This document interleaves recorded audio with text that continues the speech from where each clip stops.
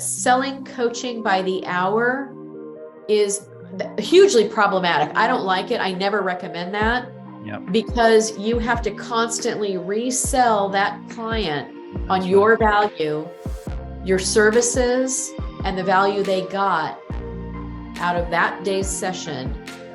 You have to constantly resell them to get them to book the next session.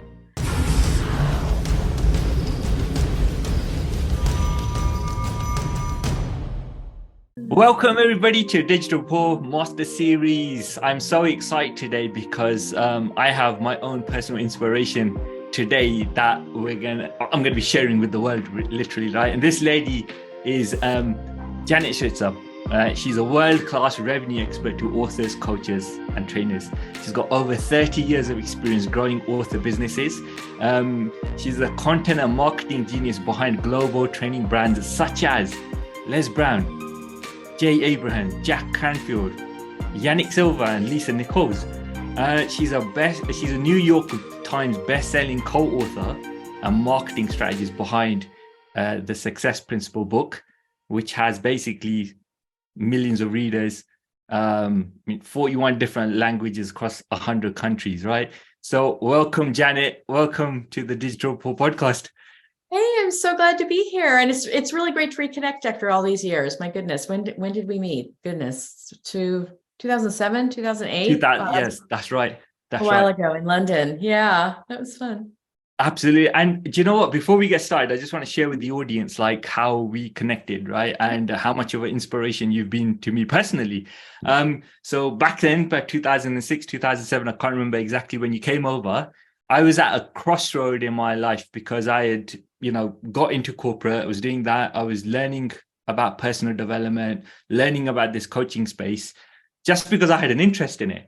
And one day I just sat down and thinking, okay, why am I doing this? Like, what's my purpose? Because I'm learning this stuff, I'm enjoying it. But yet on this side, I've got a degree in IT. I've done all this kind of thing. I'm working in, with IT companies around the world. And when I came to your workshop, you were sharing one of your programs. I think it was How Experts Build Empires. It was an offshoot of that, I believe. And you introduced the whole concept of squeeze pages, information products, digital services, and how you could package your skills and knowledge back then, right? So for me, you're like the original gangster in this space. Yeah. And when you were sharing that content, I had a penny drop moment. I just thought, wow, like I can see now how I can bridge these two industries of personal development and technology, bring it together and serve this industry. And through that, I decided that I was going to work with coaches and consultants and pretty much like, the concept of model what you were doing, and try to be like, an expert to those experts in that kind of context. And then literally after making that decision, about 2 weeks later, I got my first business coach client who was a gentleman called Ron Holland, who brought out a book called Talk and Grow Rich. It was a play on Think and Grow Rich. And it was basically the first ever NLP business book. So NLP in the business space. And then we started to work together and, started implementing everything that you had taught and really made it work. We were doing events on a regular basis, really grew that and positioned him. He was like, before he had come across, I had like, met me, he was, he had a web page with just a picture of him in the middle. That's all it was, and after we started working together, his name started to become known. It was like really, really good at that time. So yeah, you inspired me. So thank you for that, and now I got the opportunity to share you with the world. Well, thank you. I'm delighted. And actually, one of the things that really strikes me about what you started doing way back then is what I know about coaches, trainers, subject matter experts. They have a passion for the work that they do. They have a heart for helping people. Technology, not always their thing. And frankly, what I find is that technology can almost become a roadblock to their growth, the growth of their business, the growth of their career, because they spend time wrapping their head around it, getting it right, hiring lots of different people who do different things, different pieces of the puzzle, but no one really gives them the complete puzzle put together and handed to them. And so somebody like you who can bridge that gap it's brilliant. It's yeah, That's brilliant. exactly what you helped me do with that. I just saw the pieces fall together, right? So Jenny, how did you get started in this space? Like, how did that come about?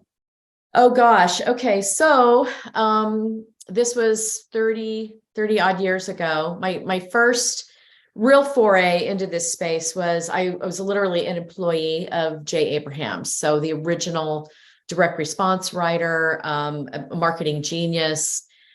He was sort of the granddaddy of so many different strategies that we use today that are just so commonplace. But back then, this was the late 1980s. They were new and fresh. They were literally revolutionary at that point in time. It wasn't the old ad agency kind of stuff. It was just like literally building rapport, building a message, all these that resonated with people. And I was an employee. So I literally built a publishing division for him. He did seminars. He did very successful in consulting and seminars. But when I started with him, he only had 2 published works. He had a newsletter and a collection of special reports. And over the 4 years that I was there, I built that publishing division to 320 different products. We had a 28-page catalog. I developed an outside telemarketing sales force to sell these products. And these were products priced from $49 all the way up to $5,000. We had a $5,000 home study course that was basically the compilation of one of his more expensive programs. And he was charging prices nobody was charging back then. I mean, it was $2,000 an hour for consultations. And his one of the main, which I also developed all the materials for his seminars as well. So one of the programs, which was one of my favorites, was called the Protege Mentor Training Program. And we trained, I want to say, over 900 people in 10 months on that. It was a $15,000 program. And we got people from all walks of life. And it was really training them to be junior Jay Abrahams, go out into the field, doing high level consulting with small businesses, contingency based consulting. So the consultant would take a percentage of the revenue that they helped create for that small business. And that resonated with a lot of people. However, this was a big learning experience for me, because not only did I learn how to basically develop the materials, launch and market. Of course, I didn't do all the marketing. Jay, that's a myth. Jay wrote a ton of stuff, and he of course strategized the marketing, but I deployed all of that. But the interesting lesson here for me was that in programs like this, where you're doing something to train other people in your methodologies, go out and be a junior Janet or a junior Jay Abraham. A large percentage of the people will actually buy it just for themselves. So in that particular case, in that program, about half the people didn't want to be consultants at all. They were small business owners, and they said, okay, great, and it was a year-long program. So for $15,000, I can get a year of Jay Abraham working on my business, coaching me, checking in with him, every few weeks on coaching calls and whatnot. That was an incredible bargain for a lot of people. So that was lesson number one. Not everyone is going to sign up for your program for the reason that you think they're going to sign up. They might have a personal agenda. That's not a negative thing. It's just they're buying it for another reason. So that was really cool. So I started doing that. About 4 years of that, developing that, I literally stepped into becoming an accidental consultant, literally.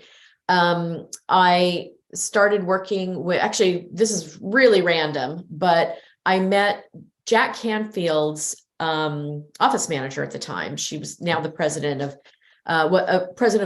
Chicken Soup for the Soul Enterprises, Patty Aubrey. She's now the president of the Jack Canfield companies.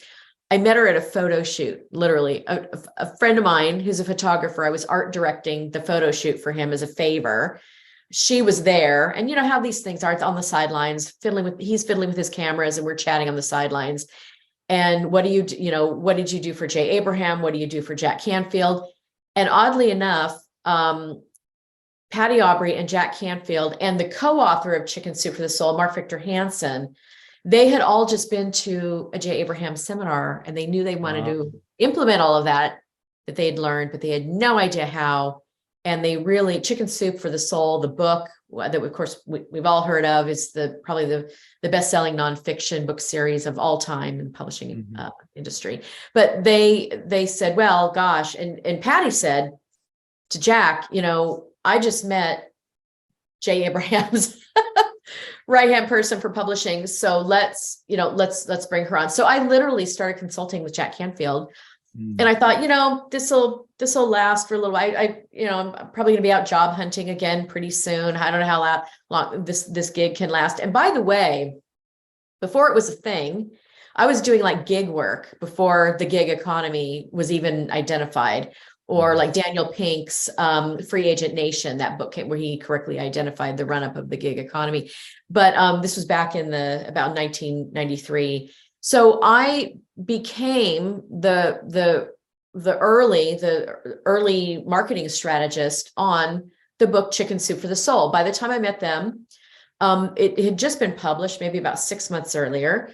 They were still selling it in crazy situations, like out of the back of their minivan at the swap meet, which I think you call a boot fair there in the UK. But and I had launched a number of books, and so I said to them, let's bring some order and organization so everything's not so scattered, because they had so many ideas. They'd talked to a number of best-selling authors and gotten lots of ideas. They were really overwhelmed, honestly. I said, let's bring some order to this. Yeah. And so sure enough, it was all grassroots, simple things like getting press releases. Back in the day, you actually sent press releases to magazines to ask them if they would do a book review. Lots of different things. I remember typing up, it wasn't even a marketing plan. Can I just say, normally I'm great at writing full-blown comprehensive marketing plans, but this was like literally 7 pages of line items. So like, do this, do this, do this. And Jack said to Patty, oh my gosh, if we just do everything that Janet Switzer tells us to do, we'll be millionaires in a year.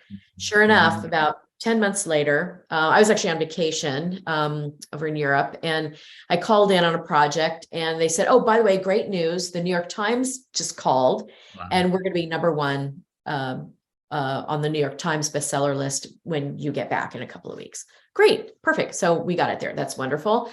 What I didn't expect was the phone to be ringing off the hook. And bless their hearts, Jack and Mark Victor Hansen, they have so many good friends in the coaching, training, and publishing industries. Everybody was calling them saying, hey, first of all, congratulations on New York Times #1. Amazing. Secondly, who is doing your marketing? Because whatever you're doing, we need that. Yeah. And so I would pick up the phone and it would be Les Brown. I would pick up the phone. It would be David Bach, Start Late, Finish Rich, that book series. I picked up the phone and it was Lori Beth Jones, who was a major force and best-selling author in the Christian market in the 90s. And so, no kidding, for 3 years. So kind of a long answer to how did I get started? No, it's fab. Yeah, but I became an accidental consultant, because for 3 years of the phone ringing and me picking it up and being either somebody who was already known or somebody who was an emerging expert, I kept saying to myself, someday the phone's going to stop ringing and I'll go back to looking for a job, which is probably what I would have been doing before. So after 3 years, the phone had not stopped ringing. I remember I printed my first business cards. Yeah. I thought, okay, I'll get some organization to this situation. And I started getting really strategic about the clients I started bringing on, work that I was doing. And in some cases, most of the time I worked for fees, but in some cases I would, just like what I'd learned back at J. Abrahams, I would take a percentage of the revenue that I'd helped create for new revenue, by the way, not overall revenue they already had, but new revenue that I created for a company. I started doing that. And that was in the late 90s. By the time I did that. And then honestly, for years and years, you couldn't find me. I was not on the internet. I had an unlisted phone number. The only way I took in my clients was from referral, because I really didn't have the time to market myself as a business like I'm a marketer, but I didn't even market myself. And then long about, I think it was 2002, 2003, I was doing all the marketing on Mark Victor Hansen's events called Book Marketing University. Right. And I said, Mark, you've got an extra table in your vendor booth, in your vendor area. Yep. Could I grab that? As a last minute thing, I threw it together. Could I grab that? Because that booth, that table came with a half-hour presentation time in the early morning educational forum that he had added for vendors. And literally, I remember, because I thought, you know what, maybe I need to test and see if the world wants to know what Janet knows and and is willing to pay for that. So I put together a consulting package, which I'd never done before. And I had this little breakout session, this little breakout room, and there I am with my PowerPoint slides and all that.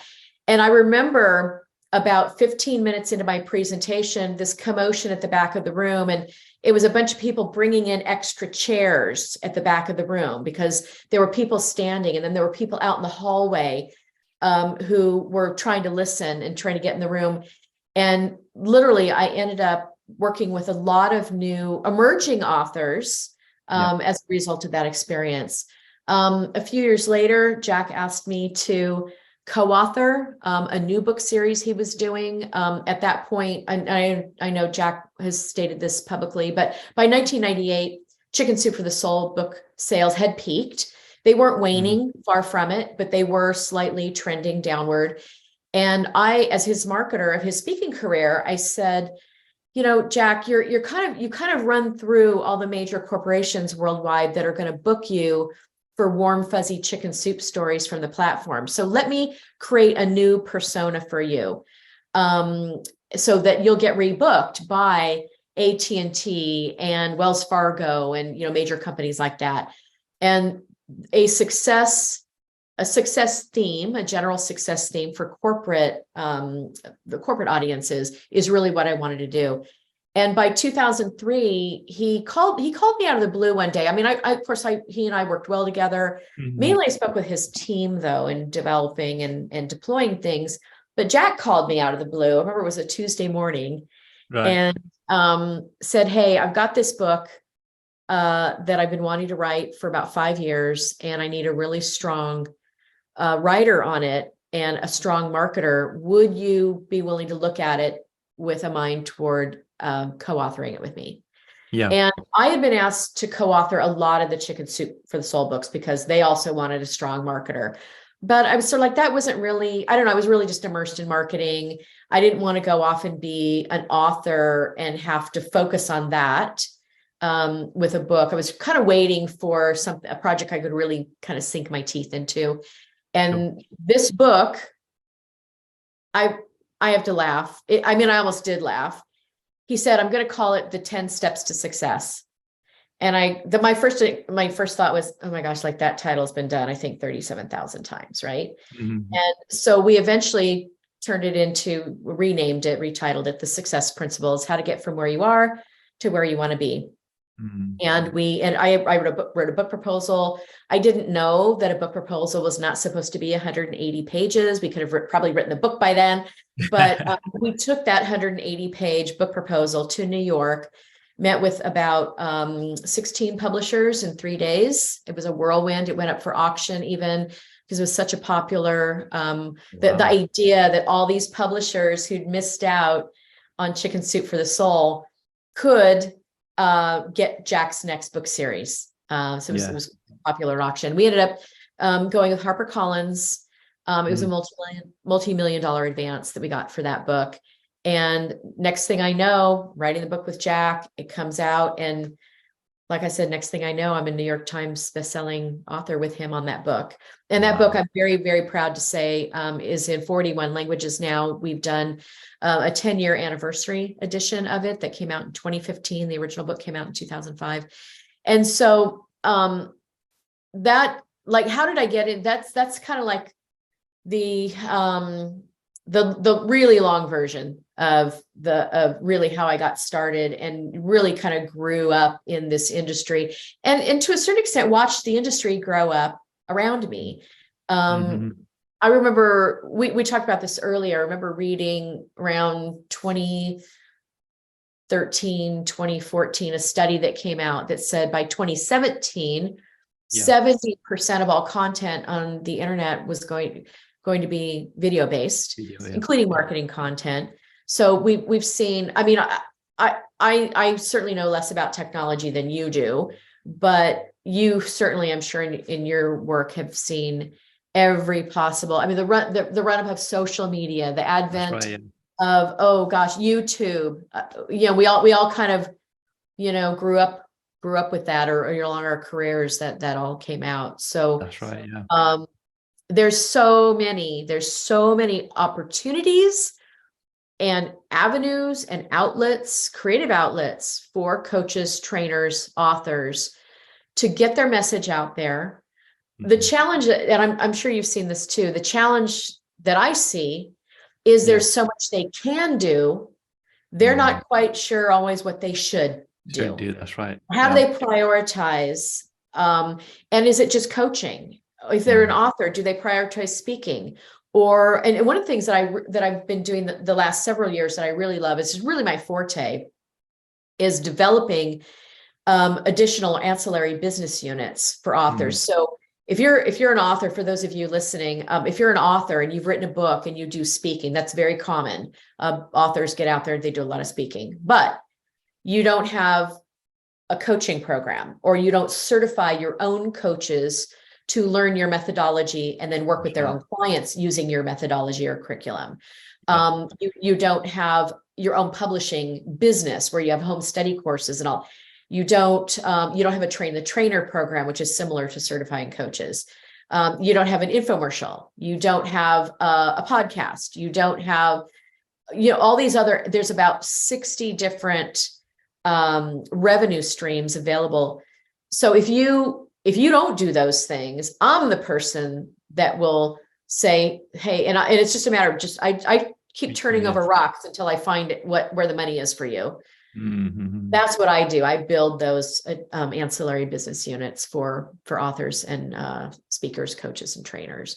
And in fact, if you'd like to take a look at that checklist of 60 different things, just go out to my website. I'm going to spell my last name. It's Janet, SWITZER.com. Yeah. And you'll see there's a little opt-in. Just give me your email address and I'll make sure that you get that. It's a fantastic one. I remember when you originally back then had a similar document as well, and I came across it and looked at it and I went, "What?" Right? Yeah. Like I can do that.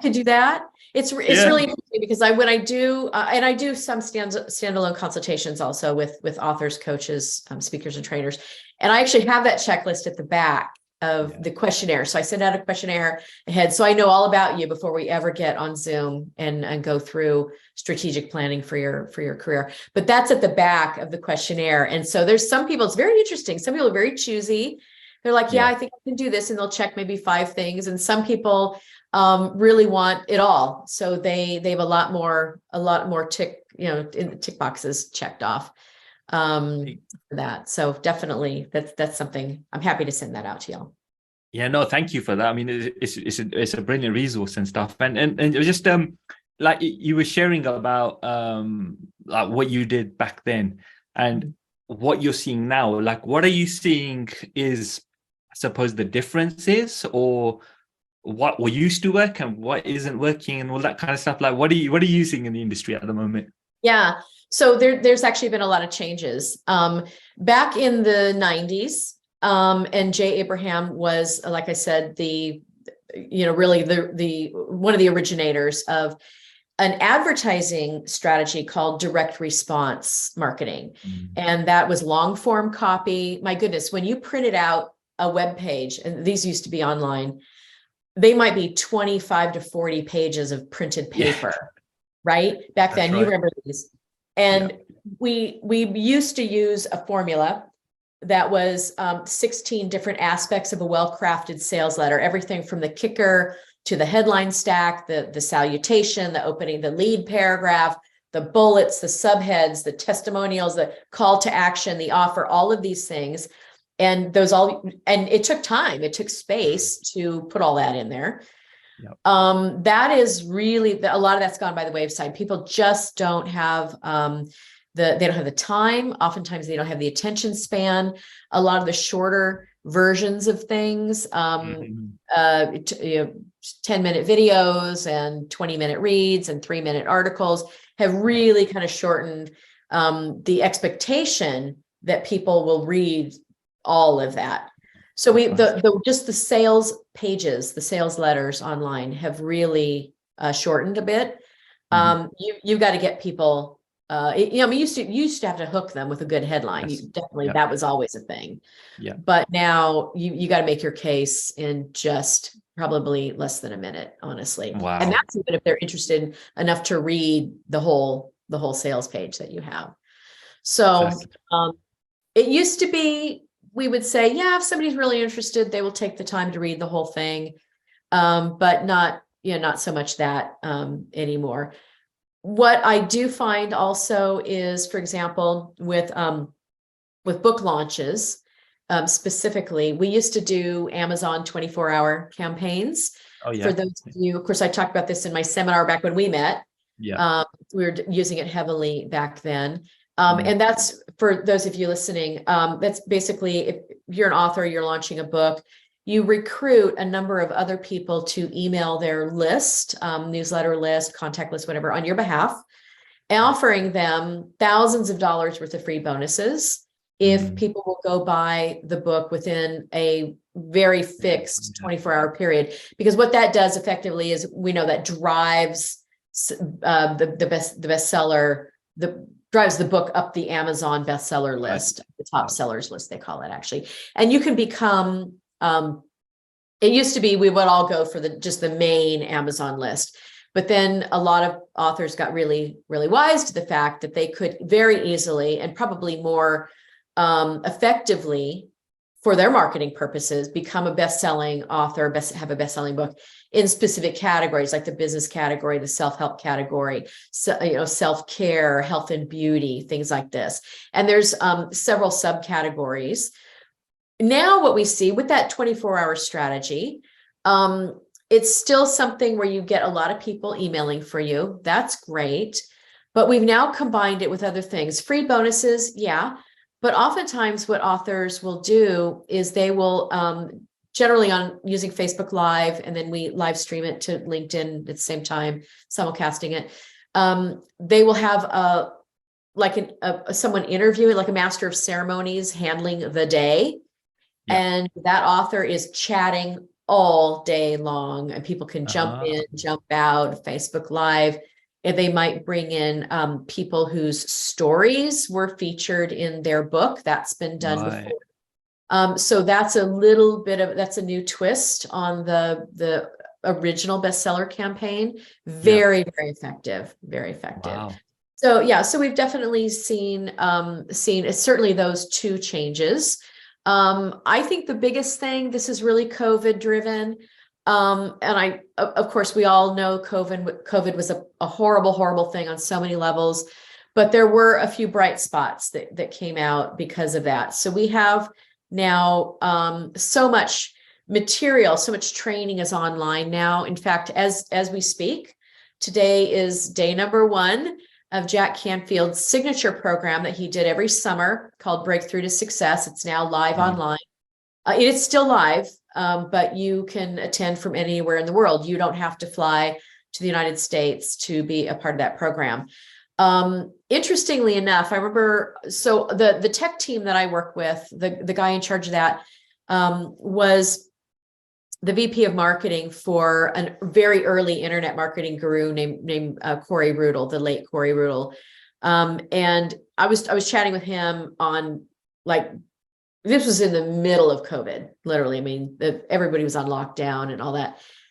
And he said he barely had time to talk to me. He was barely sleeping. He had 20 7 clients that he was porting all of their training, all of their live trainings, which had gotten canceled, porting over to online training. The online training. Now we're seeing, and the numbers skyrocketed. The number of attendees, participants absolutely went. I mean, it was huge. The amount of more people that you could reach. That's right. And the revenue. And so a lot of trainers haven't really wanted to go back. They might do live for small groups and luxury retreats and things like that. But by and large, for their big signature events, live online, or at least it's an online component to that. Yeah.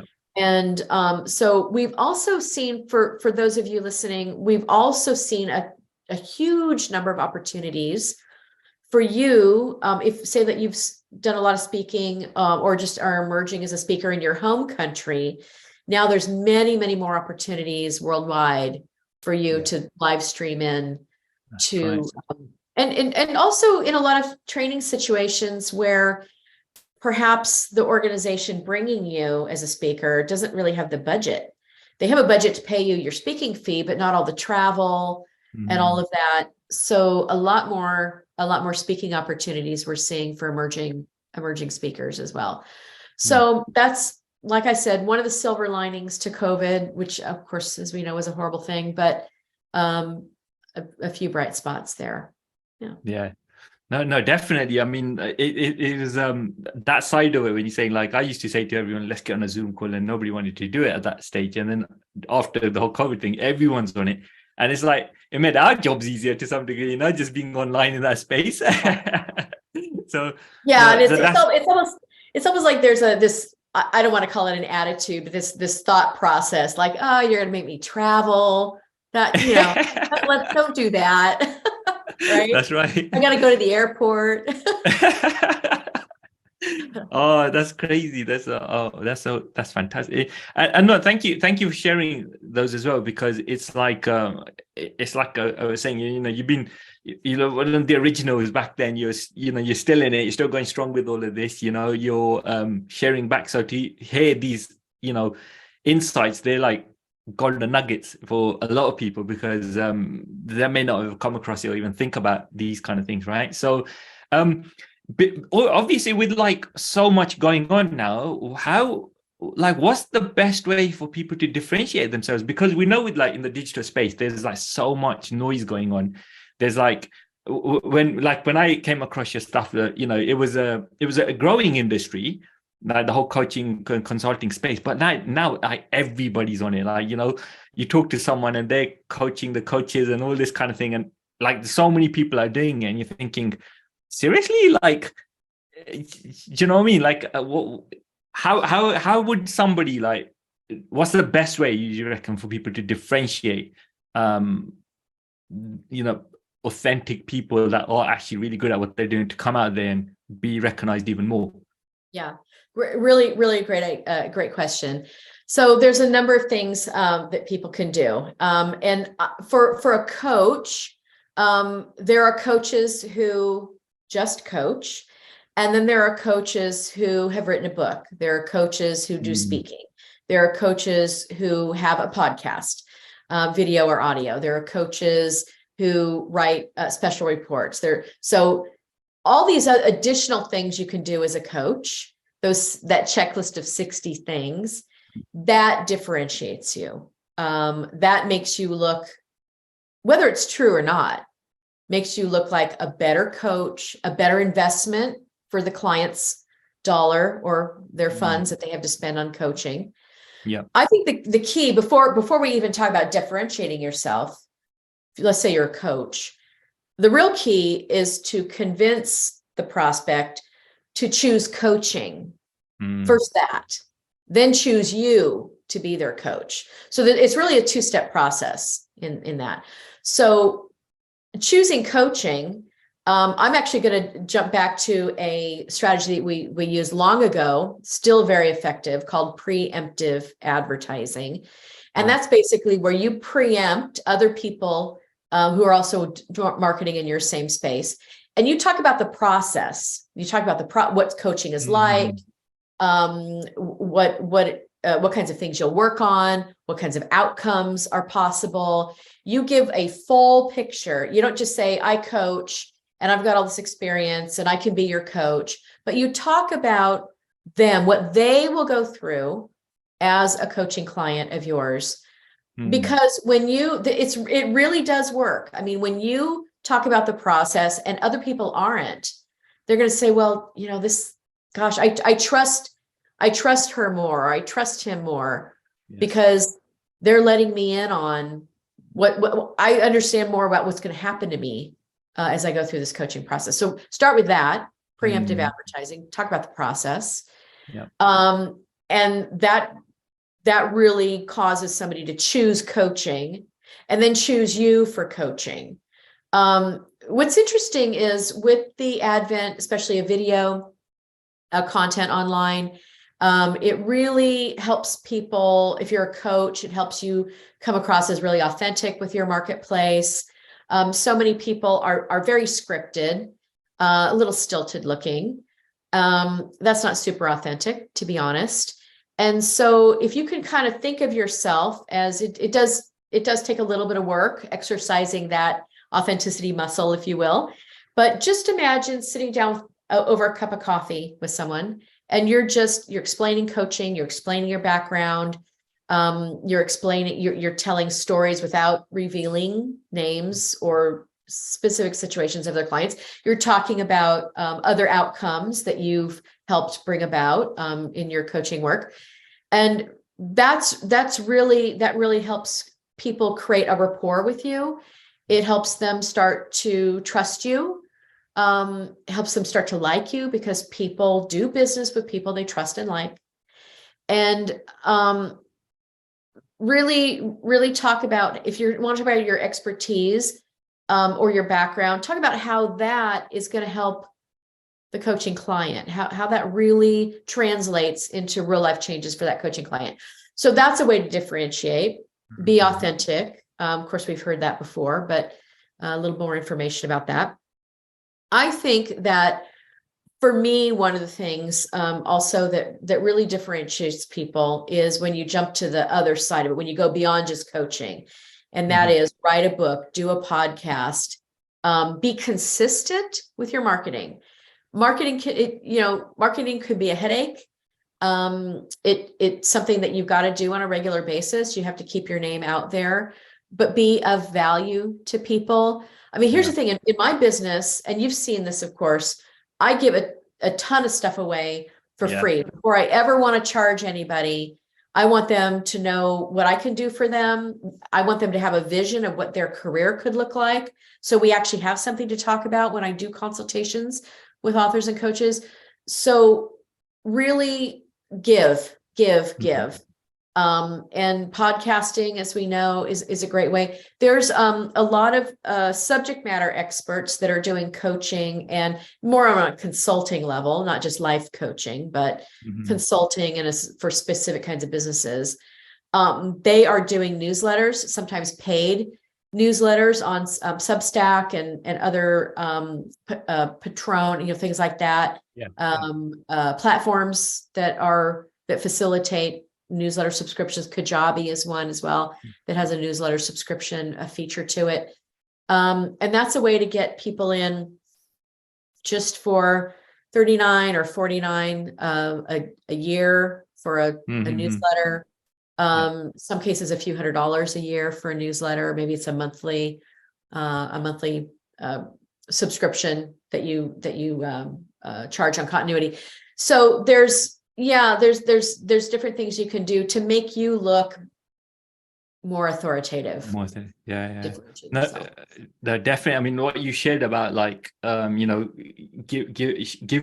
sharing that process and explaining to people how all of that works. I mean, I learned that from you. Like, you're like a mentor to me as well. So I learned that from you. Because I remember when I was at the workshop, I was sitting there, and the content you were sharing, my head was going.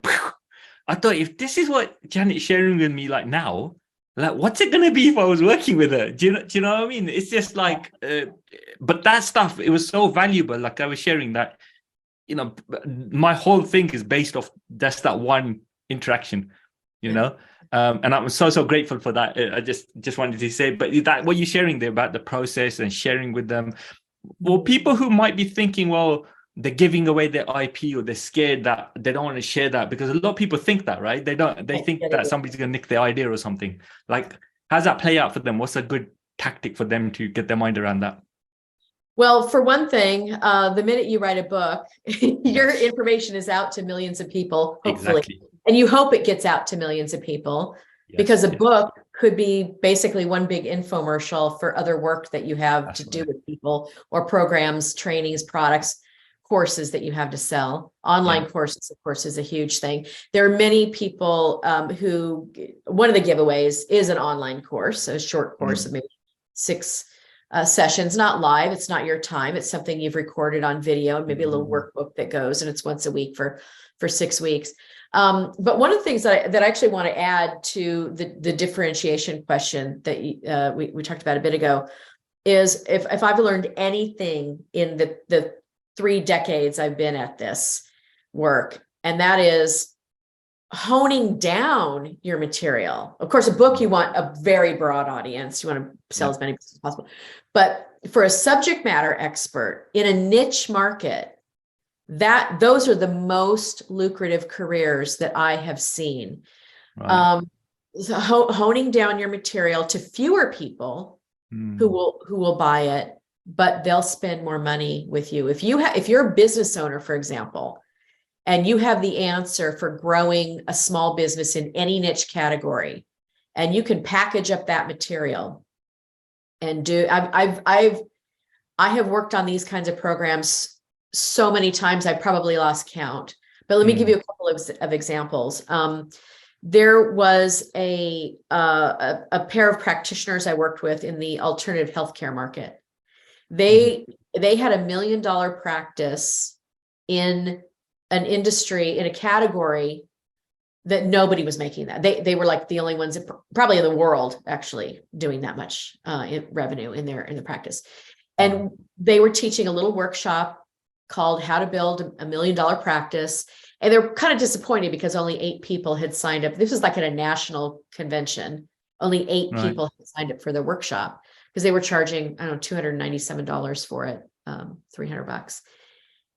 And they were a little disappointed in the signups. And I said, well, of course, only 8 people signed up for $300 in an hour workshop. What would you think you're getting? Nothing. Yeah. So I expanded that for just this industry, just this niche, very narrow niche market. And by the way, the whole market in the United States was only 8,000 practitioners for this particular modality. Yeah.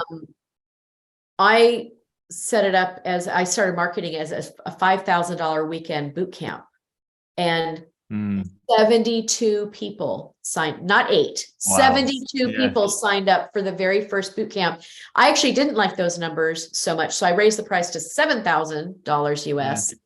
Another 68 people signed up for that. And then I started to see patterns, and we basically ended up selling geographic territories. Right. And I changed the whole model to a subscription consulting model, where every month they paid a fee that was about the equivalent of signing up just one new client a month that paid their fees. That was the fee that we charged. And they got ongoing training, ongoing materials, ongoing marketing support. It was subscription consulting in this narrow category where there was only 8,000 practitioners in the whole US. So that's an example. Another example is a wonderful client that I worked with. He was a financial planner. He'd written a book. He was very successful, a financial planning practice, financial advisor. But on the side, his little side hustle was coaching other financial planners outside his geographic territory. So they weren't competitive with him. They were outside the area. And he was downloading to these coachees, these students of his whole formula. And he wanted to expand that. So literally, I did 2 things. First of all, I edited all of his training materials and got those into shape. And then secondly, we came out with what was called a 2-step marketing campaign. So we have ads we actually had ads in literally print magazines in that industry, because the industry was so narrow for these practitioners, these financial planners. So we had what are called double trucks, so 2-page spread ads in magazines that appealed specifically to financial planners.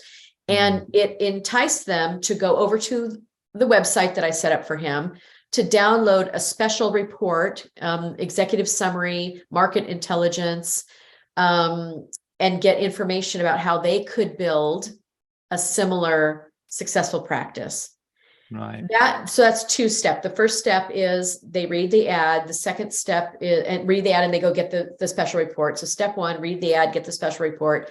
The second step was additional marketing and an inbound sales call to finally close them into this coaching program that he had. So he wasn't coaching everybody. He wasn't coaching consumers. He was coaching other financial planners.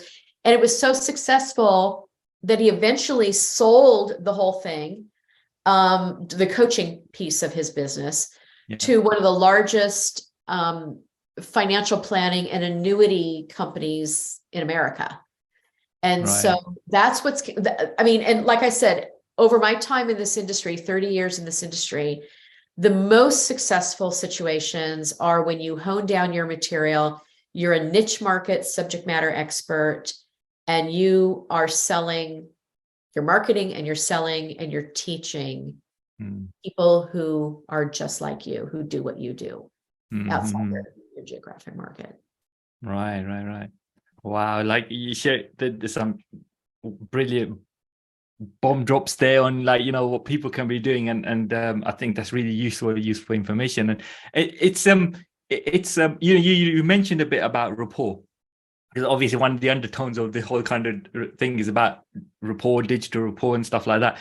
I should have asked this at the beginning, but I'll just ask it now. Like, what is your definition of rapport, just to begin with? Wow. You know what? I got to think about that for a second because nobody's asked me quite it that way.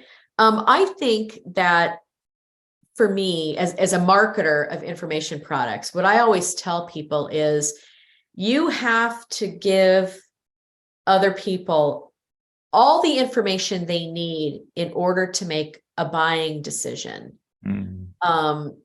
There are people that kind of hold back and say, well, to your point earlier, I don't want to give away the goods. I don't want to, give away my IP. Somebody might, take it. That is directly opposite what you should be doing. You should be giving away enough information where people get to know you. I mean, they know what you have to offer. They know how smart you are. They know how you can help them. They know what their life is. They can create a picture in their mind of what their life is going to look like once they have accessed your information and you yourself as a coach or a trainer or a speaker. To me, we think about rapport as kind of like there's a bit of a emotional tug. There's an ethos to it. But in good marketing, good, well-written marketing copy, we also use some of these emotional trigger phrases, and again, provide all of the information people would need in order to make a buying decision, and then populate it with some of these emotional tugs to get them to visualize their life and say, yeah, that's where I need to be spending my money right now. Yeah, exactly. That's fascinating. And you know what? It shows with like all the work that you have done with these big names and stuff, right? So you don't need to prove anything else in regards to that. Like, and by the way, for those of you who are thinking at this moment, wow, she sounds so mercenary. Everything has an agenda. No, actually, if you have a heart for helping people, your goal should be to help as many people as possible. If you're not marketing, if you're not connecting with people, if you're not developing rapport with a social media following, potentially millions of people around the world, your impact, what you can do with your career is going to be limited unless you're doing a lot of these things that we've been talking about. So is it a mercenary thing to be writing copy and putting material out there? Is there an agenda? Potentially, but altruism, first of all, doesn't pay a lot of bills. And this, and also it doesn't get you out in front of as many people as probably could be helped by your information. Yeah. See, that's the biggest learning. Because one of the, when I got into this space, one of my other colleagues asked me the question, like, are you thinking about becoming a coach? And I said, I don't know. I'm not too sure. I'm like exploring this. And he said to me, he said that, okay, if you do go into it, just realize that like a lot of new coaches who haven't been established and stuff, that a lot of them are quite broke. And I was like, what were you talking about? Like, really? Like, these people are amazing. Like, how can that be the case? And he said they're brilliant at what they do. They're the most like, helpful, kind people they ever come across, but they don't know necessarily how to do the business side of stuff. So, if you do go into this space, just make sure you know how to kind of, sell those services and help those people. And it's exactly what you're saying. It's like, put yourself out there so you are actually genuinely sharing how you can actually help other people, right? Because that will, like you said, create that connection. It will allow others to understand you. So you build that rapport exactly like you're saying. And it does differentiate you because other people are not doing that. They're hiding. And sometimes you think, is this person genuine or what's going on here, right? And if you think about it, if you are sharing your experience of something, and if it's a lie, pretty quickly people are going to know that, hang on a minute, there's something doesn't add up here, so in that context, it's like when you're giving back and sharing, that's like the biggest thing you can do for humanity, is just share and help other people as much as you potentially can. Yeah. And I think the other thing too is we all have to remember, if you are coaching more people, there's going to be a ripple effect here. It's Buckminster Fuller talked about this. Be a speedboat going through the water, because behind you and to the sides of you is this wake of water, and that wake may touch millions of people that you will never know. You'll never meet them, never know their names, but someone you coach, someone you talk to on video, on YouTube, someone you got a special report of yours into their hands, they touch other people. They can also refer business to you, but it might be one family member and there's, domestic strife in their household, and that literally transforms families. Yes.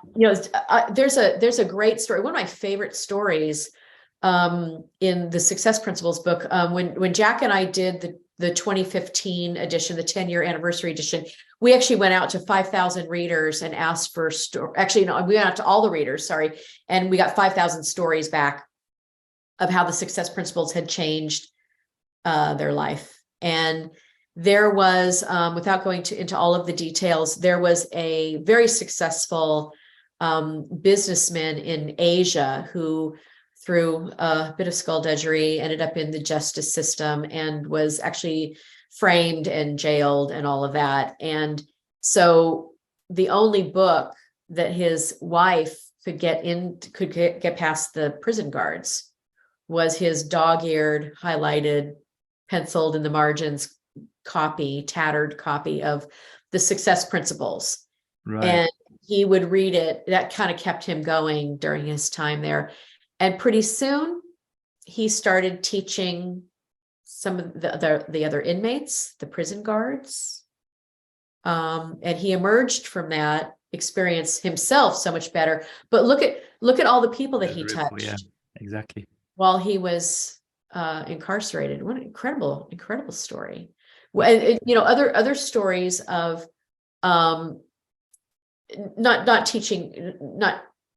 touching millions of people, but there was a couple. They were getting married. They were engaged, and the fiance, she was injured. She was in the hospital, and her fiance brought the Success Principles to the hospital and read it to her. And she ended up, literally, she was disabled, but she ended up walking down the aisle at her own wedding as a result of visualizing and all of the so you may never know. So be a speedboat. That's my message. Be a speedboat. touch as many lives as you can, because you never know how many more lives you'll touch without knowing it. Absolutely. I mean, and that was one of the, like, you know, it's like when I started working in this space, I just felt like a catalyst to help others get their message out there as well. It's exactly what you said, because you don't know who you're going to connect with and who they're going to inspire and influence around the world, which is an amazing thing. Yeah, and when we talk about life purpose or mission, I think my mission is to expand knowledge in the world. So can I reach everyone in the world? No, but if I work with authors, speakers, trainers, coaches, I can maximize, I can exponentially grow the impact that I personally have on, you know, expanding knowledge in the world. Expanding knowledge. That I got goosebumps for hearing that one. That resonates so much. Like, wow. That's thank you for that. Thank you for sharing that. You know, before before we got on the interview, we were just briefly touching on, like, you know, we said like how AI is emerging now, right? And how people are trying to use that content. And we were talking about, well, how do you like distinguish the different? How do you stay authentic and stuff? Like, do you want to talk a little bit about that? Like how you were sharing that your experience and who you are is not something that AI can ever express. Just so you're aware, though, AI can be programmed to go out on the internet and find other work that you have already written and done and produce in the style of. Oh, yeah, that's right. That's a possibility. However, there is a very important aspect of the publishing world, and it's called the voice. So when you write a book, it needs to be in your voice. It needs to be, there's a pattern. It's almost like a musical cadence to the way some people write. There's the way you tell stories. That's how you bring authenticity to your own work in a book. YouTube is, you know, kind of the same. Any video content that you do, be very authentic. That can't necessarily be replicated by AI writing. I think the other thing is too that there, you know, we do know that there are filters out there that can hone in and identify material that's been AI generated. In nanoseconds. That's a thing too. So, well, let's put it this way: producing original content it's time consuming. Sometimes it seems like a thankless job. You know, I'm just sitting here writing and I'm videoing, and, you know, how are 3 people going to see it out there? I think what really surprises me is the ability to become almost overnight an influencer. Social media has literally changed the world. We haven't talked too much about social media, but becoming an influencer, and again, be that speedboat where people will, you know, repost and all of that. So I think the thing there is, again, be authentic, use your own voice. Don't be scripted. That's why Facebook Lives are so fun. They're totally unscripted. They're spur of the moment. If you have trouble with that, if you're a niche market expert, maybe you're a highly trained professional, you're not accustomed to being on camera, all these kinds of things. A great strategy is to start out having somebody interview you, somebody who's a great interviewer, who can ask you great follow-up questions. I actually started, before I ever got into this industry, I was a journalist. I worked my way through college as a published journalist. And there is a thing in the newspaper world called active listening. And it's where you actively listen. You're interviewing somebody, you throw them a question, but you actively listen to their answer. And then you pick out something in their answer and you ask them a question about that. And it helps you as a journalist expand your source material for a story that you're working on. So have an interviewer use active listening on you. Practice, get in front. Zoom, of course, makes it a lot easier. You could be basically talking to your computer screen. versus having a camera right at your nose, that sort of thing. For those of you, but that are a little shy about doing video. But I think that the more you do it, the more comfortable you'll be with it. And again, really think about it as sitting out and having a cup of coffee, a conversation over a cup of coffee with somebody, just really downloading to them. If you had a new student, for example, a new not a new coaching client, but somebody you were who was asking you, hey, just like we're talking about, tell me about your career. What's this all about? How does it work? What kinds of outcomes do you get? What do people's lives look like? And just start talking about that. That's amazing. That's amazing. And do you know, if it's okay, just last 2 points to talk about, because I'm conscious about your time. I'm grateful that you've made this time. We've made it happen after so many years, right? Right, exactly. We should do it again more often. Definitely. If you're up for that, definitely. Right? That'd be brilliant. Yeah, no kidding. Next time I'm in London for sure. Oh, but yes, 100%.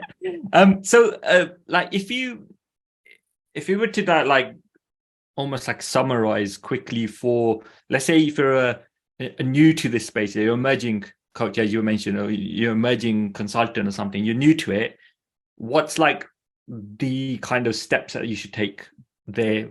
And then if you're already like established and you haven't kind of got the results that you wanted, what could you do there as well? Another two, but I think people listening in could be on that spectrum. So anything they could take would be quite useful for that. Yeah, for sure. So there's a few things that I want to talk about, and this actually works for emerging coaches, but also more established coaches who are really thinking, what's the next step that I do? My first bit of advice is not earth-shattering, by the way, and that's basically figure out who your market is. And by the way, your market, because this is what I do during these consultations that I do with coaches and trainers. We talk about market first, because even though your material might be useful for everyone is not the most logical buyer of your coaching services or your book or your speaking gigs or whatever. So really hone in on who's, and then a perfect example of this is Chicken Soup for the Teenage Soul. Right. In the beginning, we didn't market to teenagers because we knew at the time, now they are, but we knew at the time that teenagers were not consumers of this kind of material. We marketed to the parents and grandparents of the teenagers. Buy this book for your teen. So really identify who the most logical buyer is. And by the way, those are end users.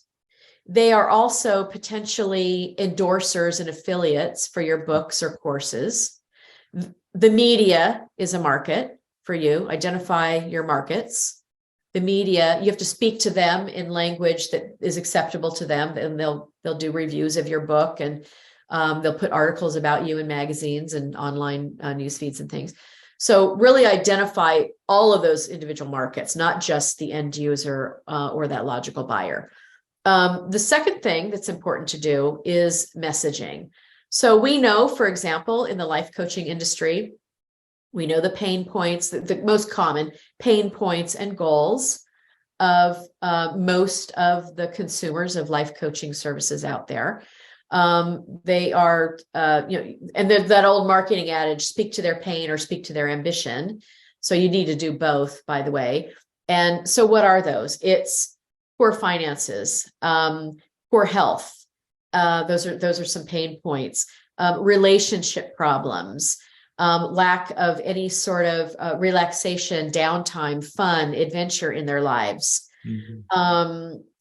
Their like their friends circle, again, those relationships, friends, family members, coworkers, their boss. Career is a huge one. Many people will buy coaching, by the way, to carry them through a career transition. We saw a ton of this at the time of COVID, where people were doing remote work at home and then suddenly didn't want to go back to an office. They didn't want to go back to 25 meetings a week and gossip at the water cooler and, all the politics in the office. They wanted to transition into a new career. So we saw a huge market for coaching to help people transition into a new career. Do all the things they need to get ready, create a financial bridge to bridge the financial gap before they started, making pay in the new career. So get the messaging down. What is going to resonate with your ideal client? So that's the life coaching, finances, fit, fun, adventure, relationships, career, money, all of that. Those are common. When you get into niche market, subject matter expert coaching, it becomes whatever the pain points and goals are, generally business pain points and goals in whatever industry that you're operating in. So really hone in, spend a lot of time thinking about that messaging. Yeah. And then think through what your product line would be. Coaching is a part. It's one piece of your puzzle. It's one offering in your menu of services. Yeah. Can you also do paid webinars? You could do free webinars. That's a marketing thing, though. Online courses where you are doing live group coaching. Yeah. Speaking is another offer. Again, that checklist of 60 different revenue streams. Think through, and I wouldn't recommend doing all of them. Jack Canfield has done the vast majority of them. He actually went through the list and checked things off. But really just hone in on what's a logical product line for you. I can tell you the most effective from a marketing standpoint is to look at your pricing first. Start with free report, a free lead magnet, a free course, a free checklist, whatever.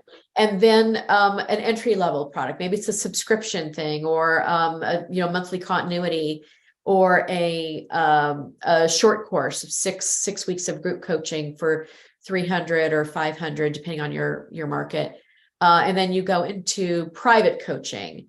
There's, for example, in some niche markets, financial services is a big one. It's a very small number of people doing the coaching, but it's a vast market. And that's in, say, the mortgage professionals market. And you see coaches that are doing group coaching. That's thousands of dollars, by the way, group coaching. And they charge by the month, hundreds of dollars a month. And then private coaching might be several more $1,000. And then there's a mastermind program that's limited to 25 people, and that might be $25,000 to $35,000 or more. So think through your pricing, your different pricing levels, because we talked about this in London when we first met. The funnel system of marketing. If you think about the shape of a funnel, it's big and wide at the top because you want lots of people coming in the top of that funnel. And then they all filter down through the funnel. Yep. And the prices increase. They get ever growing prices and ever more intensive experiences with you personally as their coach as they go down through this funnel. And so think through your product line. Also, for not only emerging coaches, but more established coaches, is really the marketing. What does your website do? Does your website have what's called an opt-in offer to give people something free that they can access your wisdom before they ever decide to spend money with you? Have an opt-in form. Each individual page. There should be a specific landing page just for social media. So when you're out doing social media and you say, "Hey, I've got an offer. I'm offering a free discovery call with me. I'm offering a free self-assessment or a free, personal life planner." Go over to my page and you click a link, and that goes to a very specific page that doesn't have any other, all these other links to give people an opportunity to click away from what they're supposed to be doing, which is opting in or booking that discovery call. So your website's super, super important. But there's also a lot of other online marketing. Social media is a huge part of it. We think of social media as thought leader posts, inspirational posts, offer style posts, where you look intelligent, you give people value, but then you also ask them to contact you for more information or a discovery call, which is should be a scripted thing, by the way, with a sales script that you've done for those, put together for those discovery calls. Marketing, there's marketing offline, there's marketing through other people, joint ventures, endorsers, things like being a guest on other people's podcasts. And by the way, there's a terrific website I'd love to give out called podmatch.com. You're probably familiar with it. Yep. If you want to be a guest on podcasts, coaches, trainers out there listening, go to podmatch.com and look for podcasts where you could be a great guest, where their audience is a perfect match for doing coaching with you, especially niche market coaches, subject matter experts. There's a gal that I've worked with. She has a podcast, millions of downloads of this podcast. She's been doing it for 7 years. And she is a thyroid expert. You want to talk about a niche market. Yeah. That's a niche right there. She doesn't talk about anything else. That's what she talks about. Thyroid health. So marketing is a big category. Next on the checklist of things to do is look at your speaking career. Do you want to do speaking? Many people don't. That's okay, but you can do speaking in so many more ways now. You can be part of these webinar summits, these 4-day programs where there's lots of different experts and they run for about 4 hours a day for 3 days, 3 or 4 days, and always have something to offer. And again, that goes back to the messaging. When you're out doing marketing, you use that messaging. Do not deviate from the messaging that you've established. And you got to test over time to see what works. But be consistent with your messaging. Get it out there in as many places as possible. And again, speaking is a big one. Also, don't do marketing. Don't do speaking. Don't do media and PR until you have something to sell people. That's it. And hire me by the hour to do coaching, by the way, is not an offer. One of the things, we haven't talked about this, but I know I mentioned it when we first met all those years ago in London. And that is that selling coaching by the hour is hugely problematic. I don't like it. I never recommend that. Yep. Because you have to constantly resell that client on your value, your services, and the value they got out of that day's session. You have to constantly resell them to get them to book the next session. Yeah.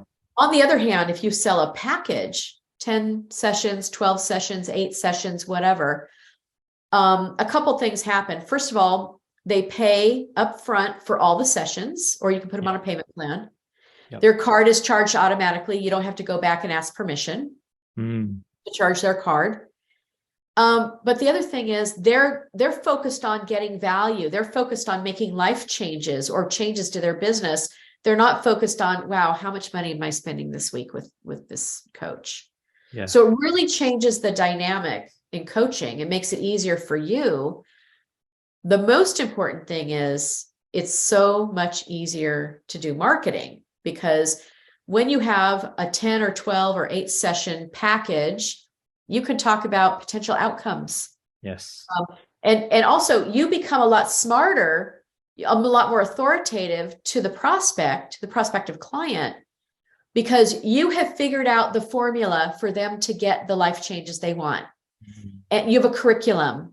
And let's say that you're putting out in your marketing, it only takes 9 sessions. And here's what we do over the 9 sessions. And here's what your life could look like after the 9 sessions. Yep. Compare that to constantly reselling somebody by the hour. It's a nightmare. So please, I can't believe we didn't talk about this at the beginning. Literally do that. What she said, right? Yep.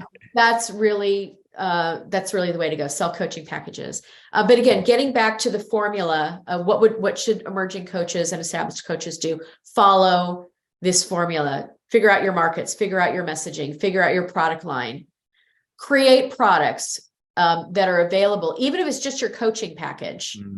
Have something available for people to buy before you do marketing, before you do social media, before you do speaking, before you do regular offline media, PR. Because the worst thing, it's so disheartening, is to be out there in a big way and Exactly. not have anywhere for somebody to land Exactly. and Yep. read more about you and access more of your wisdom, and especially somewhere for them to spend money with you. That's it. That's really kind of in a nutshell what you should be doing. Absolutely. And what you just shared there is like one of the biggest things that, I've obviously learned it from you. The biggest thing I share with clients is that, you see them do all this social media, they're out there and stuff, which is good. They're getting better at it. But then you think, why are you doing that when you've got no offer? You got nowhere to send them. Like you're just wasting Right? space. Like, what's the point? I mean, I have an amazing story. This isn't recent. It was years and years ago. Yeah. But there was a gal that called me.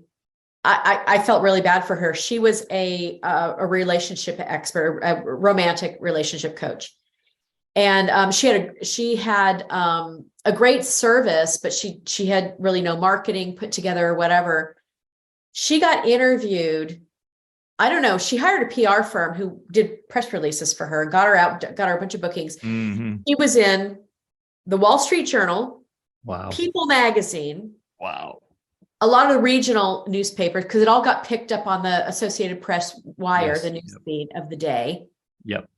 And she had nowhere for people to land, and no way for people to spend money with her. And when she called me and she said, I got your name from so-and-so. I'm really desperate. I'm getting all these people calling me. I don't know what to do. And I was sort of like, it's actually too late. That horse has left the stable already. Yeah. Yeah. So let's get your act together so that the next time this happens for you, this national news she was on. Wow. You'll have a way to monetize it. Yeah. Wow. She did very well eventually, but we got it all put together. Then Yeah. she started doing more media, but my goodness, wow, what a lost opportunity. Well, yeah, I mean, I'm almost in tears just hearing that. That's that's so crazy. Like, I wish we'd met months ago, kind of thing, right? Exactly. No, that's fantastic. And thank you for sharing that. I mean, there's like, people don't understand what you've just shared with them. Like, seriously, like this is what I try to express so much. And it's so powerful, especially that ordering what you've just shared is why a lot of people kind of flop, because they haven't got the right things in the right places. It's like, if you have that bit sorted, I say to people, spend time and energy on that element first, right? And then you do all the marketing in the world you want to do, right? Don't stop yourself from there. But thank you for sharing that as well. And so you wanted to share a bit about like what you're up to now and what you were doing and what you're doing now. So yeah, feel free to let us know what you're doing. And thank you for that. So as those of you listening, you probably can see I've done tons of different things in my career. And by the way, what a fun career it's been. I mean, I get to work with amazing people. No one seems to be in competition with each other. They all can, Exactly. market all day long and then actually go to dinner together at the end of the day. But what's really cool about it is that for the last few years, I would say certainly during COVID, I've been doing a ton of work for a very limited number of authors and their author teams on book releases. Wrote a book. Actually launched a coaching program. It was actually a coach certification where these authors were training their own coaches in their curriculum. And that started in about 2019, by a couple of years later, we were in 24 countries and all 50 US states and coaches on 4 continents, and developed a material for that, for those individual coaches to actually coach the curriculum with their clients. So it did all of that. But what I really love working, the people I really love working with are emerging coaches and people who need to get out there in a bigger way. And so I've started re-emphasizing or more prioritizing now in my career, these strategic planning sessions that I do, strategizing your career, whether you're starting as a coach right now, you just got certified, or you're becoming a life coach right now, or you want to start coaching, maybe you're a professional practitioner, you want to start a side hustle now in coaching and mentoring others of your peers in your industry. So I do that, the strategic planning of all of these parts I've talked about, the marketing, your markets, your messaging, your product line. And with the product line, I even go into detail on what the curriculum could be around that for those different products. So your markets, your messaging, your product line, all of the marketing. I even draw out website pages and dictate headlines and copy and offers and all of that. Social media plan, a content calendar, all these kinds of things. Your speaking career, I want to basically touch on that as well. Also media and PR, because so many people, they've written a book, or maybe they're just a speaker, for example, haven't written a book yet. That's really not necessary actually to be a speaker. It's helpful if you want to do, radio and podcasting and whatnot. It's great to have a book, but strategizing a speaking career for you, even if it's just distance speaking, like we're doing now, thousands of miles away from each other, zooming into different conferences around the world, things like that. So I do all of that. And actually I have 2 different packages that I do, literally a 1 hour, which is actually 75 minutes, because you probably have ascertained by now, I can keep going with strategies and ideas. So 60 minutes with me becomes 75 minutes. So that's a 75-minute hour. And then I do half day, and these are all on Zoom. So some people fly. I live in the Nashville area, Nashville, Tennessee, just south in a country house. And so you could do a Zoom. You could come to Nashville if you want, and that's fine too. But again, I go through this whole process. But I start before we ever, get on Zoom together.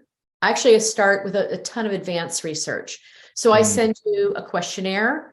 I ask all kinds of questions about where you are with your career, what kind of material you have to work with already. Again, that checklist of 60 things, what kinds of things you'd like to work on, what your 3 main goals are for the next 90 days, what I can help you with, what doors I can open for you, who I can connect you up with, people out of my Rolodex to do deals, media, things like that. So I learn all about you. I go before we ever get on Zoom, I look at your market. I look at your competitors. I look at your website. I take all kinds of notes. I create plans in my mind, all kinds of notes that I want to download to you. So by the time we're on Zoom, there's not a lot of chit chat, me finding out who you are. I already know all about you. And so for that time, those 75 minutes or that half day, I'm downloading the complete strategic plan for you. And we record it, by the way, to help with note-taking purposes. Because again, I dictate copy, headlines, offers, different kinds of things. And then after it's over, I continue the assistance. I send a follow-up email with those contacts that I want you to reach out to, and a way to contact them and what to do when you call them.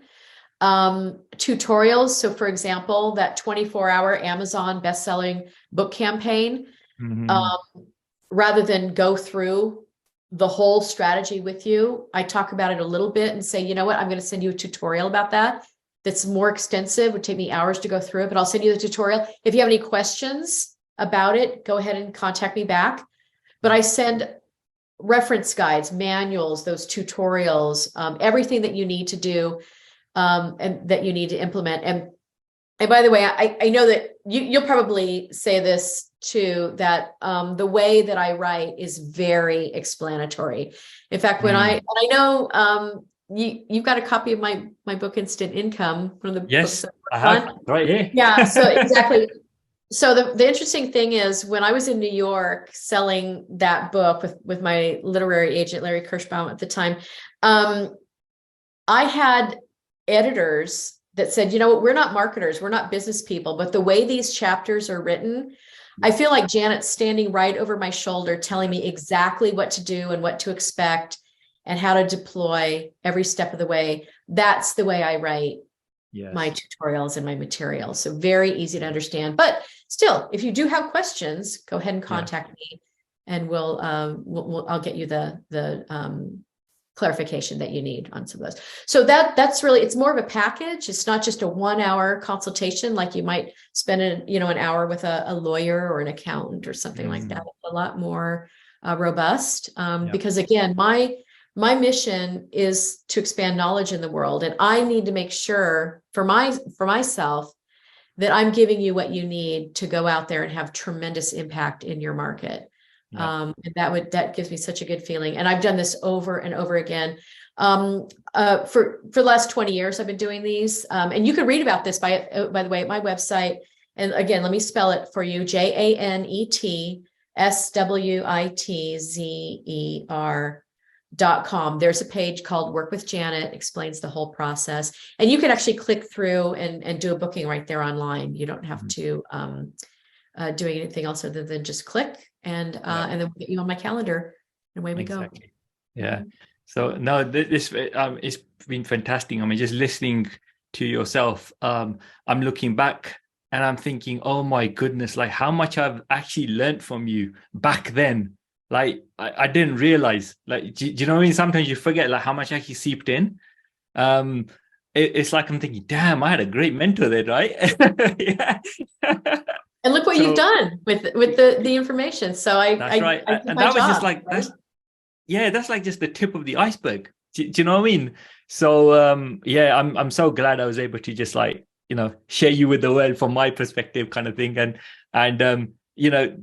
like what you've done for me, I want to like go out and do, people do, if you impact people, that's brilliant. That's brilliant. So thank you for sharing that. And thank you for sharing your website as well. And are there any last words you want to share? Yeah, I literally, as I said before, be the speedboat. Go out, do your thing. Just by you being in motion, don't sit still. That's the last thing you should do.